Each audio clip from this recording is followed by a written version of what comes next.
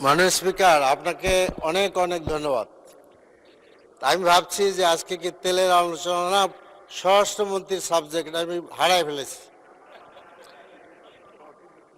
কারণ একটা স্টার নিউজে একটা পত্রিকা বেরোচ্ছে বা খবর যে কারণ বাজারে ডেইলি 1 কোটি টাকা চাঁদাবাজি হয়। তা আস্তে আস্তে আস্তে আস্তে আস্তে আমাদের মাননীয় স্বরাষ্ট্রমন্ত্রী, তো জি জি জি জি আপনি আমাকে সাহায্য করেন। তো আমি আমি বলছি যে স্বরাষ্ট্রমন্ত্রী তার কাজ খুঁজে পাচ্ছেন না, তা আমি একটা কাজ দিলাম। আর আমি বুঝি যে স্বরাষ্ট্রমন্ত্রী মহোদয় অনেক গুণে গুণান্বিত, সেটা বলতে বেশ সময় লাগবে। মাশাআল্লাহ। তো তিনি